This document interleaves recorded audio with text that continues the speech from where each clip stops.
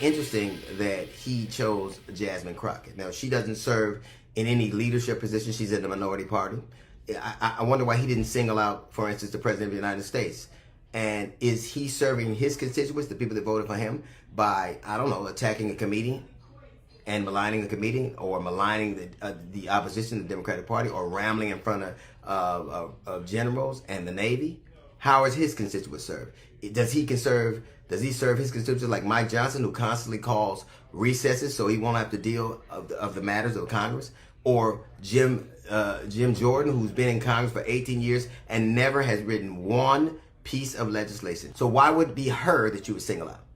Her job to represent her constituents. When you're in the opposition party, the minority party, your job is to object and to be loud, to be a fly in the orbit, to gum up the works. She's doing what it is she has the power to do, what's in her capacity to do, what's in her bandwidth to do. D.L. Hewley is not pleased with this guy. I just disagree on what she's making headlines for, because I think it's counterproductive to the ultimate goal. But yet, here we are, and the word disrespect comes in, and people try to engage with words, like disrespect and implying misogyny and all of this other nonsense. Stop it. Can we just say, yo, Stephen A., I disagree with you. Here's why. We got Willie D. Put up that quote, please. He's putting out quotes or text or tweets about me. Let's see that again. Stephen A. Smith taking shots at Jasmine Crockett ain't just messy, it's weak. Dude is sitting on one of the biggest mics in America, and instead of using it to uplift, he's tearing down a black woman who's out here putting in real work. That ain't critique, that's betrayal. Jasmine Crockett ain't the problem. She's the kind of woman who walks into rooms full of snakes and makes the snakes flinch. Meanwhile, Stephen's showing what happens when the paycheck gets louder than the principal. That sucker, straight up, end quote. Wow, Willie D. You sure are uplifting. I mean, I got to be touched. That was inspirational. Really, that really, really was. That was inspirational. Because he called her out. To touch on something, because I know that many of you prepared for today's hearing by making sure that you got a little bit of information about immigrants and crime in your cities. Let me ask each of the mayors, just yes or no. Have any of you been made aware of any immigrant that has had 34 felony convictions that has still been able to roam around in your cities? Anyone? No, ma'am. 34 felony convictions. No, from the Congresswoman. immigrants. Anybody? I'm not aware. Oh, okay. I'm just curious because we are so concerned about crime, and I know that my Republican colleagues would never want anybody with 34 felony convictions roaming around because that could be a danger to the community, but I will move on. Texas Congresswoman Jasmine Crockett. He's got to deal with black woman issues Oh my God. writ large, and whatever self-hate exists within him. That is self-hate. Before I've never seen a clip of him where he actually praises a black woman. That's what I'm saying. He's got something black woman issue he's got to deal with. But For those who are listening, that was Stephen A. Smith commentating about Jasmine Crockett's lack of work. For context, there was a poll that was recently done, and Jasmine Crockett's approval numbers amongst the American people rival Barack Obama's in 2008. So just for context, he is on an island unto himself. Because people see her largely working on our behalf. And I also want to say, we recently had Jasmine Crockett on. It was on my solo pod. And Jasmine is on the show talking about having to go get fit for a bulletproof vest. So this is not the time for this. I will tell you that there is a through line between the Ice Cubes and the Jason Whitlocks and the Stephen A. Smiths. And these individuals, and Ice Cube may be slightly different than the other two, Slightly, but yes. these individuals have been around since we have been on this freedom struggle. There have always been individuals out there which exhibit behaviors of charlatans who utilize, some people are in it for the change and some people are in it for the change. Right. And I think that that's indicative. And they find the easiest path to the front of the line. And Stephen A. Smith is someone who doesn't have the depth to talk about House oversight or the appropriations process, right? And how you're able to bring resources back to your community, or what Jasmine is doing. So he rather lampoon her, or instead of having a constructive conversation. And so I've said what I've had to say about Stephen A. Smith in my book, anywhere I can. I don't have a lot of use for him in the political dialogue. I think that there are individuals who he matriculated with at Winston-Salem State University that are extremely disappointed about the man he's become. From Native Land Pod. I like how she tells how she honestly feels about things. Yeah, go ahead. Okay. So they can say whatever they want. Why she can't say what she want? Yes, Like, and I would say, you said Stephen A. is in hot water. Stephen A. is not in hot water because this is exactly what he does. He says things and people respond to it. He is provocative. He gets the people going, right? It's all content. Everybody just making content. So it makes for good conversation.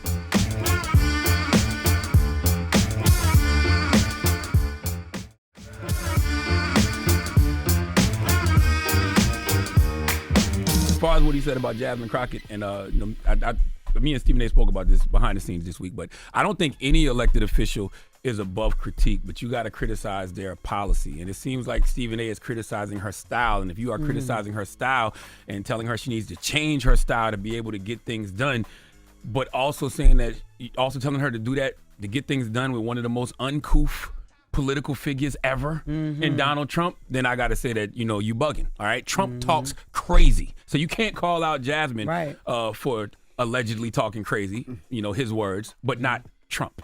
And I also believe that, Tamika Mallory and Bakari Sellers, they need to have a conversation with Stephen A. They should go on Stephen A's show and explain to him why playing nice with Trump doesn't work. But if you don't agree with Jasmine Crockett and you're telling Jasmine Crockett she needs to talk a certain way to be able to work with Trump, who talked crazier than Donald Trump? To Charlemagne and the Breakfast Club. I do take issue, Rick, with the fact that why would he come after Jasmine Crockett and not go after Hakeem Jeffries? And like his approach to his anger was more about her stylistic approach than it was about leadership.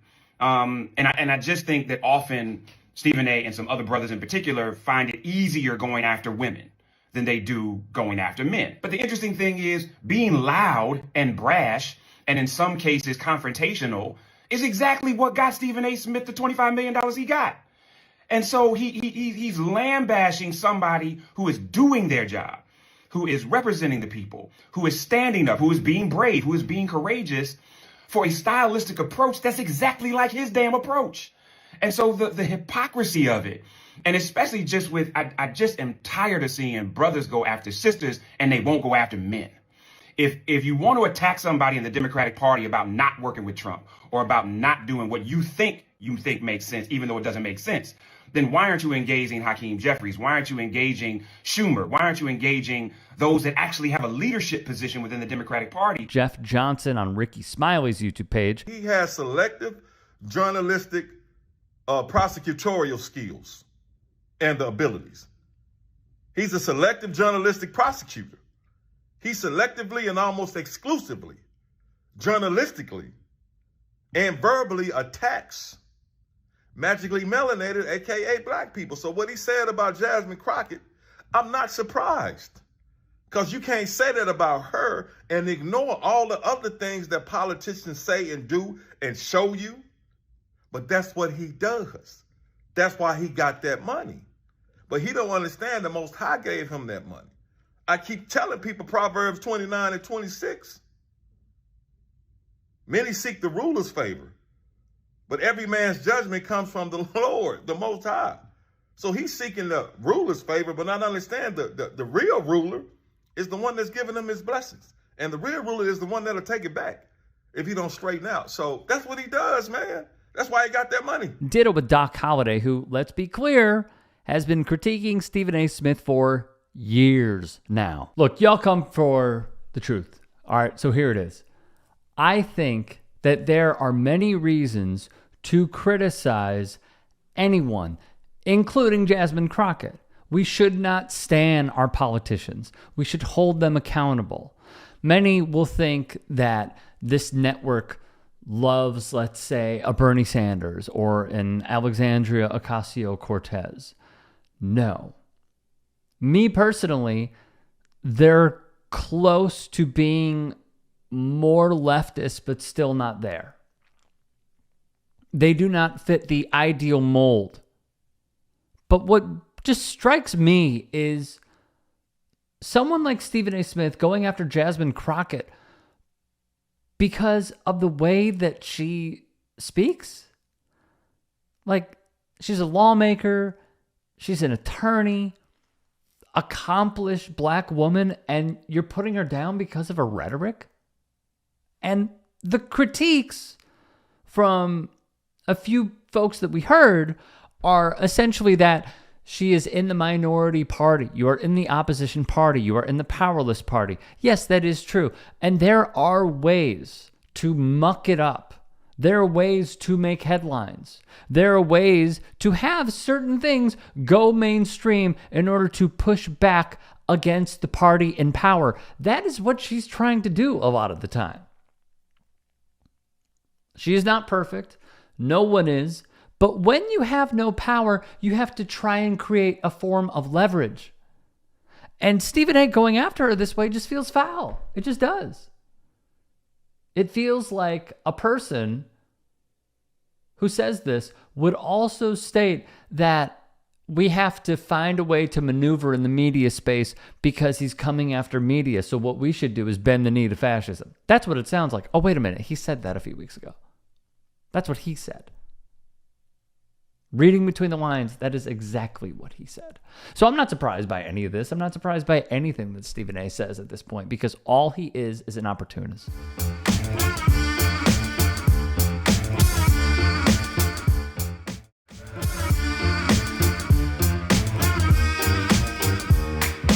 Donald Trump took that fateful ride down the escalator, in Trump Tower and announced his campaign for president. People laughed.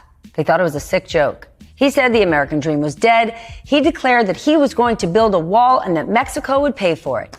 It was a day that he would look back on fondly over the next few years. Maybe he would, but to wrestling legend Mick Foley, I think it's important for everyone to have a moment where enough's enough. I mean, for me, enough was enough 8 years ago. It's time to turn the page. I know you got to have that. I know you got that tough guy persona and that bravado, but I think this is good. This is fun, and I think you know what you've done. You've made politics fun again. This moment frustrates the hell out of me. It is not supposed to be fun.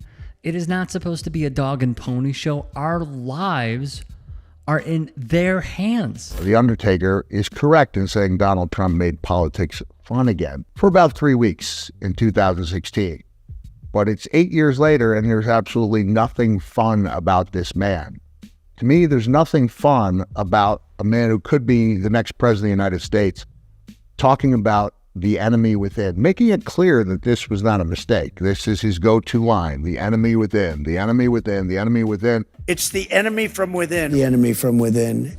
I think the bigger problem is the enemy from within, not even the people that have come in. Which he co-opted from Senator Joseph McCarthy, one of the worst people to ever grace our planet. Think about the choices here. You could be in the camp for the Undertaker, who bends over backwards for a white supremacist, or you can be given a history lesson by his counterpart, Mankind. I'm going to the Pittsburgh game to the Pittsburgh Steelers. Should be good. Yeah, should be a good game. Should be a good game. Should be a very good game. There's up. Keep it tight. We got the salt on it. Never touches the human hand. Very good. Very nice good. And full. Thank you. Good. Who the hell finds this man relatable? How? After we learned it was all a show, that the drive-thru customers were just staffers and the like, multiple McDonald's employees spoke out. David Yee, who worked at the restaurant chain for years, told the New York Times, "The box is like backwards," he stated of Trump's shoveling of fries the incorrect way. Quote, "He doesn't seem to know how to do it." Watch this sucker. I love salt. Wait a minute, I spilled some. I'm very superstitious. You don't throw salt like that, said a McDonald's manager in Flatbush. Somebody could have been behind him, you know? The Times would write, for a veteran of a reality TV show about business savvy, he committed what appeared to be a number of health code violations, several workers would say. What frustrates me the most is that so many good, hardworking American people cannot see through such an obvious con man who is only out for himself. The idea that the working man thinks this guy is behind them has obviously not looked into his past. I know people work hard. They don't always have time to go home and do their research. But instead of tuning into your favorite news station of choice, look up the data. See how many times Donald Trump has failed to pay his contractors and workers over the last 30 years. It's in the hundreds. He claims it's because they didn't do good work. This coming from a guy who claims he only hires the best people. I claim he's screwing over the working man. Foley is preaching at this point, and his rebuke of Trump only gets more and more accurate in this video. Kevin Nash today told me a story about going into the venue that used to be the Taj Mahal, mentioning Trump's name and seeing the bartender roll his eyes. And the bartender told a story about his father was an electrical contractor, worked hard his whole life to build up that business. And then when Trump did not pay him for the work he did in the Taj Mahal, and the man was unable to fight it because he didn't have the resources to fight it. Trump knows that the people, honest, hardworking contractors, don't have the resources to fight him in court. And he bankrupts them. And their dreams disappear. That's not standing up for the working man. He's right, and here's just a few examples. I was shortchanged well over $100,000. Did it have a lasting impact on your phone? Well, certainly it did. It was a grave disappointment. We were paid at the end a small sum, roughly 15 cents on the dollar relative to what we had rightfully billed and billed in accordance with multiple agreements. Andrew Tesoro, an architect Trump worked with, was stiffed out of money. If your claim to fame is that you've taken money from other people and not delivered what you promised, that doesn't make you a genius businessman. That makes you a thief. Kathy Duva, a legendary boxing promoter, was stiffed through Trump's antics as well. He promised if we did a good job, we would get paid. He says Trump owed him over $1 million, and he wasn't alone. Rosenberg says Trump didn't honor the contracts of over 100 contractors who helped complete the Taj Mahal. The man didn't pay us because he didn't have the money, bottom line.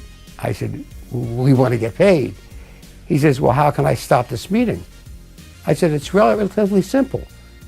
Give me a check. After several rounds of negotiations, Rosenberg says he and the other contractors settled with Trump for less than what they were owed, with devastating results. Some went bankrupt, some lost their businesses.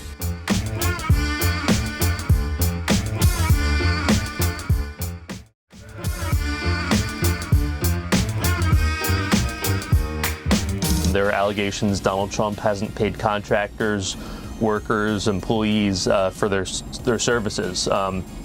So I can talk about specific examples. The article discusses the Friel Cabinetry Company based out of Philadelphia, which did work on the casinos in Atlantic City in the 1980s. They built bases for slot machines, registration desks, and there was a dispute at the end of their work over about $83,000. And the allegation is that Donald Trump didn't pay the company for the work, which eventually contributed to the bankruptcy of that company, which employed about 20 workers in the 1980s. NJ.com reported a contractor did a $1.3 million deal that included paving work, and they'd be screwed over, getting only a third of that sum. The name Atlantic Plate Glass, which installed walls of glass. Another company named Molded Fiberglass sued the former prez for $3 million for their work on the Taj. They settled for $1 million. A marble supplier was owed almost $4 million. And after he settled for 30 cents on the dollar, he went bankrupt. Mother Jones printed in 2016. Trump's company encouraged its employees to invest their retirement savings in company stock. Then, when the stock price was near its nadir as bankruptcy loomed, the company forced the employees to sell their stock at a huge loss. More than 400 employees lost a total of more than $2 million from their retirement accounts per a lawsuit. They're very, very different. And it is the enemy from within, and they're very dangerous. This is lunacy. This is, to use his own word, dangerous, as Foley explains. An article came out today in NPR, October 22nd, 2024, with a study that showed Donald Trump had issued over 100 threats to people he perceived as his political rivals. He has threatened to impeach and prosecute Kamala Harris. He accused Barack Obama of treason. He said his chairman of the Joint Chiefs of Staff, Mark Milley, General Mark Milley, should be executed.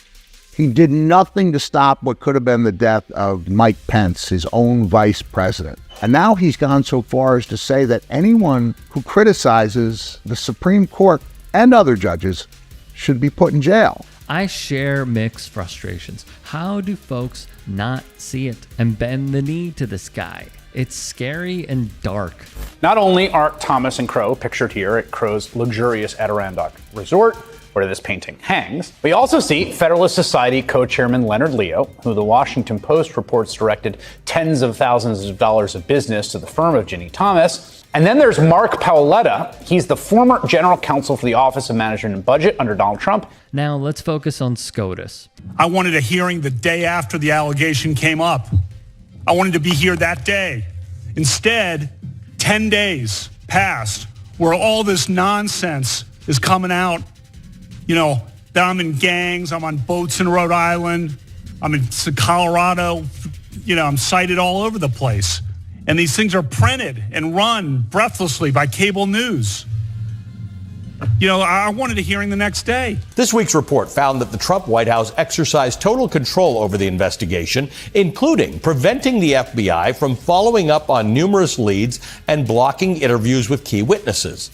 The Trump administration also allegedly instructed the FBI not to use its tip line, instead forwarding tips that were intended for law enforcement directly to the White House. According to the report, quote, if anything, the White House may have used the tip line to steer FBI investigators away from derogatory or damaging information, end quote. Unsurprisingly, the FBI's sham investigation failed to uncover corroborating evidence, and the Senate confirmed Kavanaugh. Supreme Court Justice Samuel Alito is facing scrutiny over a new report claiming he accepted a lavish vacation from a conservative billionaire with frequent business before the court. The report says Justice Samuel Alito did not report gifts on annual financial disclosure forms, including a private flight to Alaska and other amenities provided by billionaire hedge fund manager Paul Singer during a fishing trip in 2008. Alito wrote that he followed what I understood to be standard practice by excluding the flight from his financial report. So, Donald Trump, I'd like to talk directly to you. Are you going to put me in jail for criticizing your Supreme Court? Because I think Clarence Thomas is a disgrace to the Supreme Court. I think Samuel Alito is a horrible person who doesn't belong on the highest court in the land. I don't think Brett Kavanaugh's interview in front of the Senate would have landed him a job as a dishwasher, let alone serving in the Supreme Court for life. I mean, I'm so scared that I was thinking about calling you a in this interview, and then I thought, that's a pretty strong word. Trump might come after me. And I made the decision not to call you even though you are one. Vote for Kamala Harris. Well put. Hey, I appreciate you watching. Now, if you can, please do become a channel member by going to youtube.com/TYT Sports and clicking the join button. If that's too much for you, you can just go to tyt.com/join to become a member. It helps all of us out here at the Young Turks and keeps our network afloat. In addition, you could follow me on my socials on Twitter, Instagram, and TikTok. Appreciate the love. Have a great day.